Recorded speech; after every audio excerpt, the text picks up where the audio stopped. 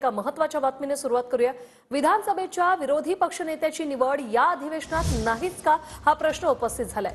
त्यांना काही दिवस मोकळं बसू द्या असं फडणवीसांनी म्हटलंय। अण्णा बनसोडे यांची विधानसभा उपाध्यक्षपदी निवड झाल्यानंतर फडणवीसांनी हे वक्तव्य केलं। बाजूच्या खुर्चीचा निर्णय ज्या दिवशी अध्यक्ष घेतील तो आम्हाला मान्य असंही फडणवीस म्हणाले। घाई गडबडीत निर्णय घेऊ का विधानसभा अध्यक्षांचाही टोला। तर विरोधी पक्ष समाधानी झाला तर कधीच प्रगती करू शकत नाही असंही फडणवीसांनी म्हटलं। तुम्ही असमाधानीच राहाल फडणवीसांनी विरोधकांना त्यानंतर हा खोचक टोला लगावलाय। आता आपण सगळ्यांनी निवडले आपले उपाध्यक्ष, त्यामुळे आता विरोधी पक्षाला तक्रार करायला कुठेही जागा राहणार नाही हा मला विश्वास आहे। तसंही अध्यक्षांनी काही फार जागा तुम्हाला ठेवली असं मी मानतच नाही, पण अर्थात विरोधी पक्षाचं समाधान हे कधीच होत नसतं आणि जो विरोधी पक्ष समाधानी झाला तो विरोधी पक्ष कधीच प्रगती करू शकत नाही। त्याच्यामुळे मला विश्वास आहे की तुम्ही असमाधानीच राहाल।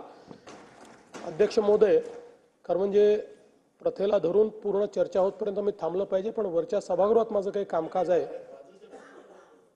बाजूच्या खुर्चीचं ना ते मला विचारा। त्याने मी सांगतो त्यांना काही काळ मोकळं बसू देऊया। बाजूच्या खुर्चीचा निर्णय ज्या दिवशी अध्यक्ष घेतील आम्हाला मान्य।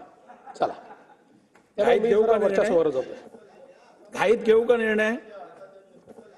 घाईत घेऊ का निर्णय?